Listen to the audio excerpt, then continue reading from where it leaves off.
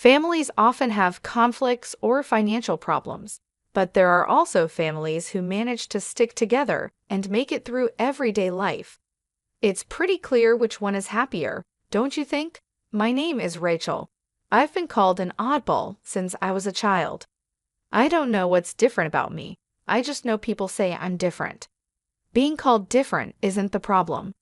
The real issue is being ignored by my own parents. This led to a lonely childhood for me. I've always been sensitive to people's emotions and can somehow understand what they're thinking. I don't know why I can do this. It's not like I can always see or feel it, but it's as natural to me as moving my hand or breathing. I found it strange and couldn't understand why others couldn't do the same. There was a time when I felt a bad vibe from a colleague my father brought home from work. I warned my mother to be careful with that person, but she didn't listen. Later on, that colleague tricked my father into signing a contract as a guarantor for a loan. Although my mother didn't take my advice, when my father stepped away from the table with his colleague, I told him, "Dad, something is telling me that the word joint is dangerous. I don't know what joint means, but please be careful." So my father hesitated and refused to sign as a joint guarantor. Thanks to that, when my colleague went bankrupt and couldn't repay the debt, my father was able to avoid taking on all the debt. Another day, when I was shopping with my mother, I felt a wave of discomfort coming from behind us. When I turned around, I felt this bad feeling coming from a man wearing sunglasses and a hat. I said, "Mom, let's take that side street." I grabbed my mother's hand and moved to the side street. My mother was confused and asked what was wrong, but just as we moved, we heard someone shout, "Thief," from the street we had been on. The man with the bad vibe had snatched a woman's purse and ran off. The woman fell and got hurt badly. If we hadn't moved to the side street, the man's target would have been my mother. Things like this happened often, and people started to think I was strange and mysterious. My parents began to avoid me, and I felt lonely and isolated. What seemed normal to me was not normal to others. I started keeping my thoughts to myself. I stopped expressing my feelings because I knew normal people don't feel what I feel. If I didn't say anything, they wouldn't think I was weird. I would just be like a normal kid. I have a sister, Julie, who's 4 years younger than me. Unlike me, Julie is a regular kid. As the years went by, I became more withdrawn, but Julie just got cuter and more charming. It was clear who everyone preferred. Our parents started to favor Julie over me. They would say, "Julie is such a lovely girl, but Rachel seems to be a bit on the darker side." They noticed I had become less odd lately, but still thought I was different. What they called odd was me not talking about things only I could sense. It was my way of dealing with the world. I was tired of how this ability of mine was torturing me, so I tried hard to suppress it. I wondered if my attempts to hide myself and appear normal were making me seem abnormal, or if once labeled as the odd kid, that image just couldn't be erased. I grew up without much love from my parents. On the other hand, Julie received all the love, including what should have been mine. Julie, who was spoiled and pampered, sensed our parents being cold and distant toward me. She started to look down on me. "I don't like being around you. Your gloominess rubs off on me. I'm so cute, but your loner image brings me down." Julie started to insult me whenever she got the chance. Our parents lightly scolded Julie, but they never seriously tried to correct her. When I was in 8th grade and Julie was in 5th grade, she was scouted by a talent agency on the street. I knew it. It's because I'm cute. They said I could even appear on TV, Julie said, pleased with herself. She started dreaming big, and our parents didn't seem entirely against it. "You should calm down and think carefully." I sensed something shady about this. I spoke up, expressing the intuition that I had long suppressed because I didn't want Julie to get into trouble. Julie, who didn't know about my unique ability, said, "What's your problem? Are you just jealous because you're not cute and nobody approached you? Don't say weird things and stop interfering with me." She seemed furious, Even my parents, who knew about my ability, either forgot about it or were too excited about Julie standing on the glamorous stage. They sided with Julie and criticized me. After that, I resolved to remain silent again. I told myself that there was nothing good in saying unnecessary things. One day, a student teacher came to my junior high school. He was a male college student who graduated from the school and wanted to be a physical education teacher. As he shared his dreams about education and gave a strong greeting, the teacher and students, especially the female students, were charmed. When he responded cheerfully to the girls' excited cheers, I sensed a dark aura from him. I had always vowed to hide my unique abilities, but seeing my classmates potentially in danger, I decided to break my self-imposed rule. I chose a teacher who seemed understanding and talked to her. "I know this is sudden, but please believe me and help me," I said. The teacher was puzzled by my sudden request, but agreed to stake out a certain location after school, just as I asked. I didn't tell the teacher the details. I had no reason to think she would believe me, but the fact that she agreed to help without any explanation made me think she wasn't an ordinary person either. The next day, the school was in an uproar. The male student teacher was arrested for violating a public nuisance prevention ordinance. The location where the teacher staked out was near the girls' restroom. Within 10 minutes of starting the stakeout, the student teacher appeared, entered the girls' restroom, and installed a video camera. The teacher caught him in the act. Thanks to that, the female students were saved from being secretly filmed, and their dignity was protected. Meanwhile, my sister, who had joined the talent agency, was proudly telling everyone about it. But there were no real lessons or auditions. She only had to pay expensive membership and lesson fees. Then, suddenly, the agency closed down, leaving an empty shell. In short, my sister was scammed. She cried and screamed, directing her anger at me. "It's all because you said weird things. My future is ruined, and it's all your fault." It didn't make any sense, but my sister seemed to truly believe it. Maybe that's the only way she could handle it. For me, it was a disaster and a nuisance. Our parents didn't say such unreasonable things, but their attitude became more distant toward me and more supportive of my sister. I ended up feeling lonely again, as the odd one out. I was happy that I could help everyone at school, but I was terrified that my actions would corner me. That's when I received a call from the teacher who had listened to my story, asking me to come to the staff room. Worried that I would be labeled as strange again, I opened the door to the teacher's staff room. "You knew something like that was going to happen, didn't you?" The teacher asked me in a low voice, without any preamble. Thinking there was no point in pretending, I gathered my courage and told the teacher about my mysterious power. "I thought so. I know there are very few people like you," the teacher said. For the first time, someone showed understanding for my situation. The teacher said they knew someone with a power like mine, and that's why they could understand. Actually, that person is my aunt, and I've been listening to her stories for a long time.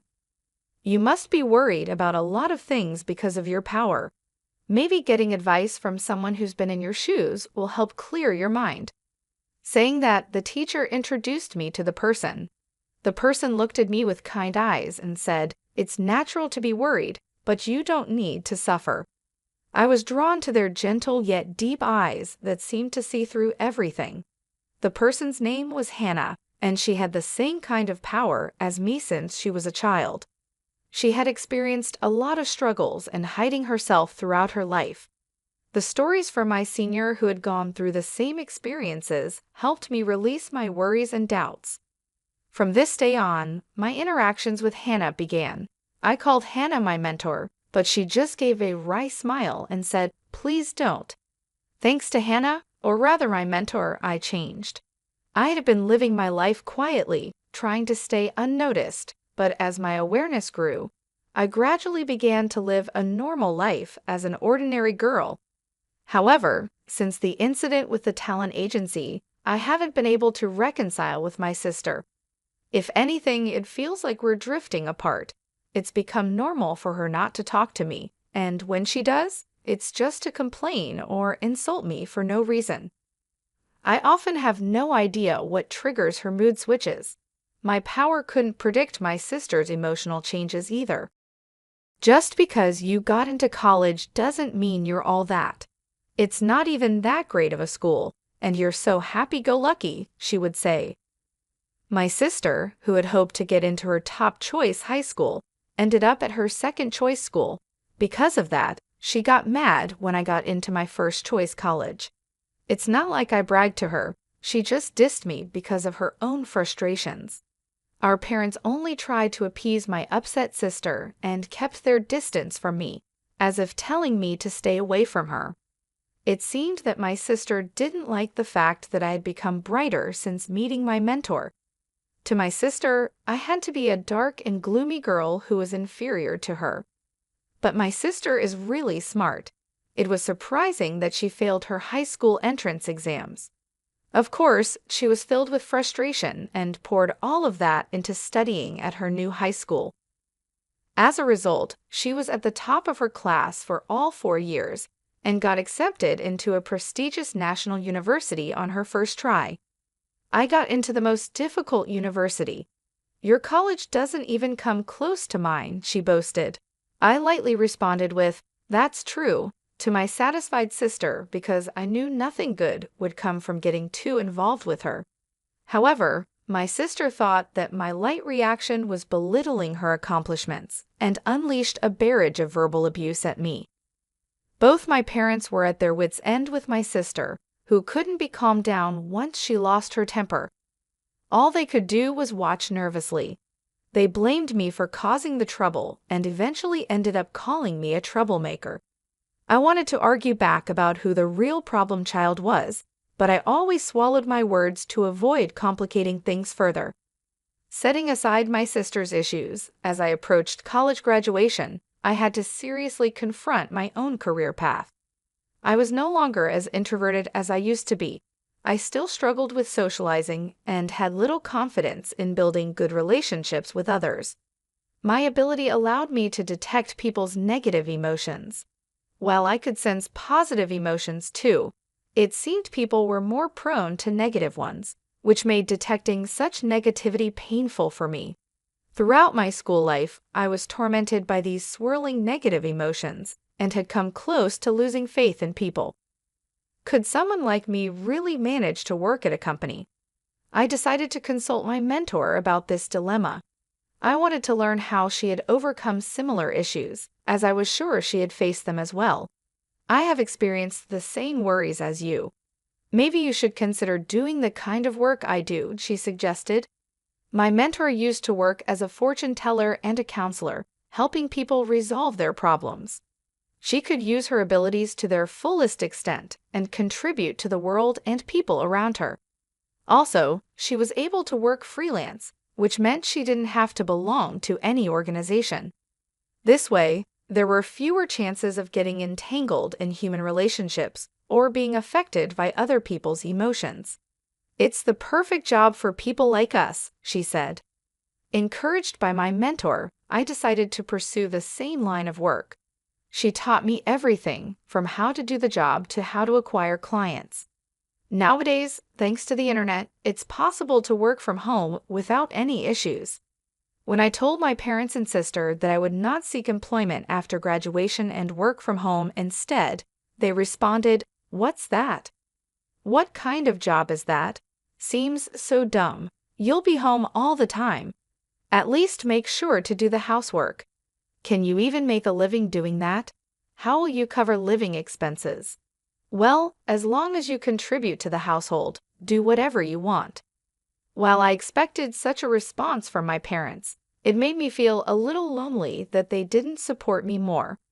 I felt sad thinking about their demands for housework and money. My mood darkened, and so my life working from home began. At first, I didn't have any job requests and struggled day by day. But with my mentor's help, I gradually got the hang of it and started to make a living. For about a year, I couldn't contribute financially to the household, so I focused on doing the housework. My dad seemed unsatisfied, but my mom was relieved and kept him in check. After about a year, when I finally started contributing financially, my dad mocked me by saying, "Oh, finally, you're able to earn some pocket change, huh?" But I could tell he was actually quite satisfied with the money. However, even though I was contributing, the amount of housework I had to do didn't decrease, and our lives remained unchanged. Then, after another 3 years, my sister graduated from college and secured a job at a foreign company. Unlike you, I'm an elite. You're just unemployed, living at the bottom of the barrel. It's so depressing to have you as a sister, she would say. My sister, who had successfully landed a job, started to belittle me for working from home. "What are you even doing working from home? That's just like playing. You're nothing more than a parasite living at home." At times, she'd say, "It's really weird not to work outside. I'm working hard, earning everyone's respect, and now I've been promoted to team leader. My pay is going to increase, and I'm probably earning about 5 times more than you. There's no way a homebody like you can earn that much." My sister, who was promoted to team leader after only a year and a half at the company, kept one-upping me and looking down on me. She boasted about her good salary, but hardly contributed any money to the household and didn't help with the chores at all. Laundry, cleaning, preparing meals, everything was dumped onto Mom and me. When I say Mom and me, Mom mostly left it to me, so I was basically doing everything. Whenever I said to her, "Julie, you should take care of yourself a little. You shouldn't just spend all your money on fun. You should contribute to the household too," she just dismissed me, saying, "You, the unemployed, can handle the chores. I'm saving my money for my future." Our parents also just let her do what she pleased for some inexplicable reason of, "It's Julie, it can't be helped." I was used to my current lifestyle, and it was a comfortable environment for me to work, so I wanted to keep it that way. But I was starting to consider how to take care of myself. Then came the bombshell announcement from my sister. Without any prior warning, both our parents and I were taken aback as she continued, "He's a real elite with an annual income." She sneered at me and added, "Marriage is just a pipe dream for someone unemployed like you, isn't it?" She said she would bring her boyfriend over the next Sunday. With the rapid succession of sudden developments, Sunday came, and we were still reeling. The man my sister brought along looked like a successful young man, impeccably dressed in a sharp suit. "Nice to meet you. My name is Jack," he said. "I would like to ask for your permission to marry Julie," Jack said, greeting us properly and showing good manners. "Isn't he wonderful? Just as I said, I'm going to be so happy with this man," Julie gushed. "So Jack, what do you do for a living?" Dad managed to ask, clearly impressed by Jack's presence. "Yes, I'm currently training at a company that my father knows," Jack replied. We were puzzled by the word training, and then Julie said gleefully, "His father is the president. He's training now to take over the presidency in the future." My sister seemed over the moon about becoming a future president's wife. Afterward, we had various conversations, and Jack left stylishly. There were a few things that made me raise an eyebrow during the conversation, but my parents were thrilled with the high-status man. However, I felt an inexplicable dark shadow from that seemingly refreshing and good-natured man, Jack. It was something only I could sense, so I didn't know how to explain it. I could no longer remain silent, fearing that marrying a man with hidden issues would make my sister unhappy. "Julie, you've only been dating him for less than 4 months. You might want to understand him a little more before deciding to get married," I cautioned, driven by a strong gut feeling. "Sis, he's an elite and a future CEO. You won't find anyone better than him." "Oh, I see. You're jealous, aren't you? You're bitter because you're comparing your life to my happy one." "Poor jobless sis," she retorted. Even our parents got angry at me for interfering with Julie's happiness. "You're just unemployed, so at the very least, stop interfering with your sister's happiness," they said. It was clear that our parents were hoping to secure a comfortable old age by marrying Julie off to a wealthy man. Frustrated by my inability to effectively communicate my concern about the dark shadow I sensed looming over Julie, my head was spinning. In the meantime, the two got engaged, and a meeting between both families took place. Jack's parents, like him, carried an air of freshness about them, but I felt the same ominous cloud hidden behind them. However, I was unable to convey this danger to my overjoyed sister and parents. Before I knew it, the day of the wedding had arrived. The CEO of our company is attending today's reception. Can you comprehend how much I'm appreciated and anticipated in my company? I guess it's a kind of honor that a shut-in like you wouldn't understand, my sister said gleefully before leaving the house. She always included some derogatory words directed at me. At the wedding ceremony held at a hotel, the couple who pledged eternal love to each other entered the reception hall. Watching my sister, who was beaming with joy, I worried about how long this happiness would last. As my sister mentioned, the CEO made a keynote speech, full of praise for her, which delighted her. Once the speeches were over, food and drinks were served to each table. There were all sorts of delicious-looking dishes, but I started to feel a sense of discomfort. Gradually, I realized that no dishes were being served in front of me. At first, I thought my meal was just late, but other tables were already being served drinks, appetizers, and so on, one after another. Clearly, something was off. Nothing was being delivered to me. People at the same table began to notice this oddity and started whispering among themselves. At that moment, my sister came over to me and whispered into my ear with laughter in her voice. We didn't prepare free meals for the unemployed. After all, it's such a waste to serve such food to a jobless person. You should just eat potato chips at home. Just leave your gift money and go home. This outrageous remark was spoken loudly in my ear, and my ears rang. Jack, sitting at the groom's table, was grinning and nodding.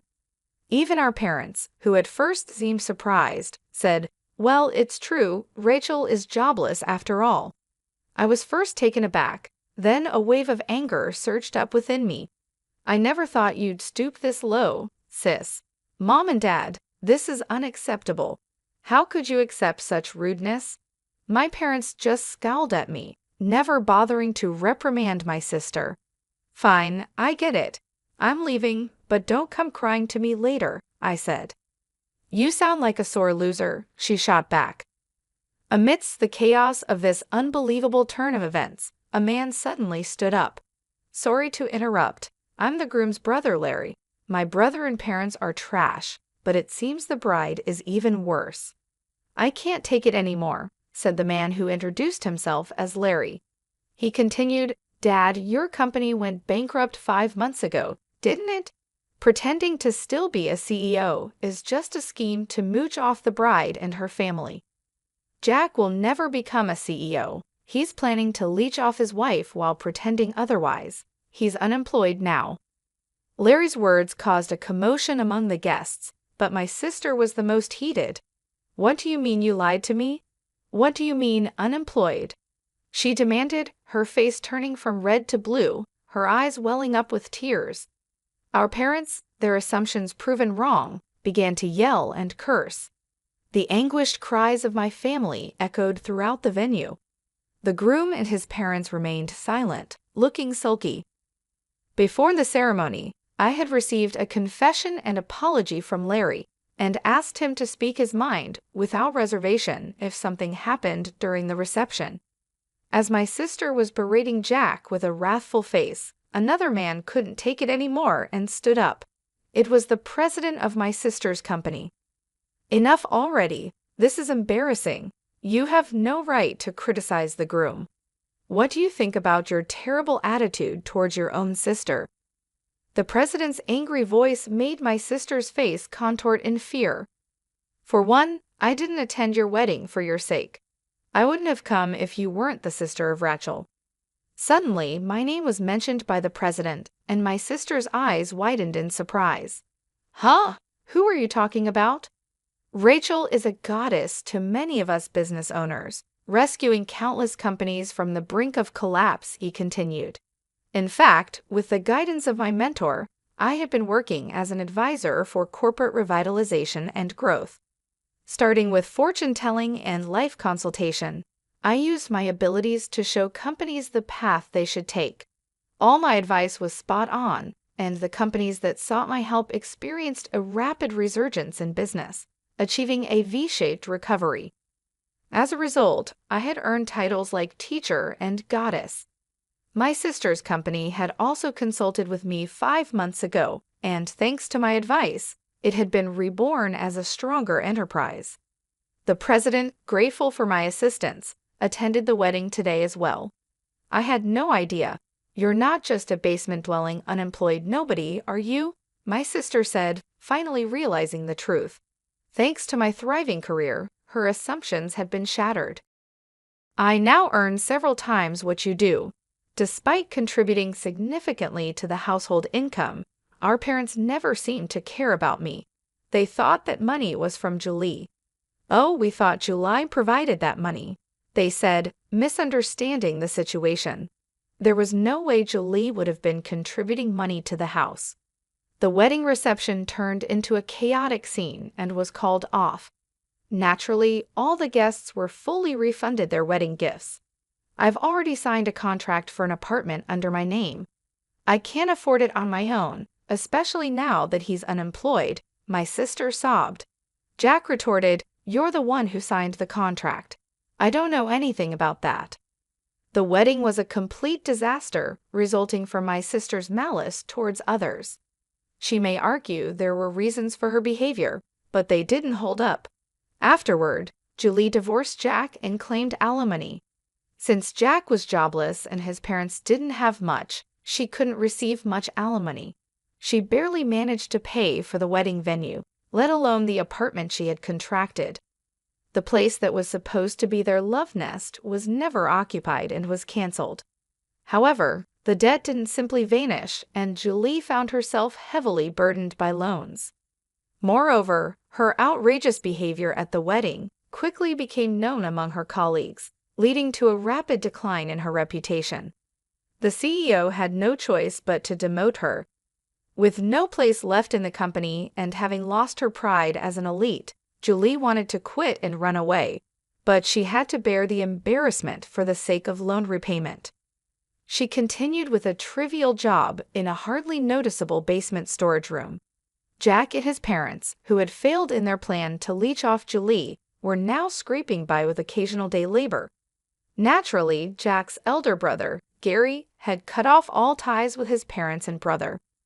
The parents quickly gave up on Julie when she hit rock bottom and tried to cozy up to me instead. To them, I said, "I've had enough of being manipulated by you. I'm cutting ties. Goodbye forever." I declared this and moved out to start a new life in a newly rented apartment. They took in the fallen Julie, who was struggling to make ends meet. Julie's salary was drastically reduced, and she couldn't possibly contribute to the household expenses, of course. I stopped the money I was contributing to the house as well. Without my financial help and unable to lower their standard of living, our parents quickly became exhausted and struggled every day to make ends meet. They were panting and stressed, trying to maintain the lifestyle they had grown used to, but without the necessary income, it became a daily challenge. On the other hand, my work was thriving. I was able to guide many companies and individuals in the right direction, using my abilities to help them succeed. My reputation grew, and more clients sought my advice. This success brought me a sense of fulfillment and financial stability. It felt good to finally be appreciated for my skills and to see the positive impact I was making on others' lives. After the wedding incident, I started dating Larry. He had been so honest and brave during that chaotic time, and we grew close. He recently proposed to me, and I accepted. If everything goes well, marriage could be in our future. Larry is a man of pure heart, with no dark shadows lurking within him. Unlike the people my sister had surrounded herself with, Larry was genuine and kind.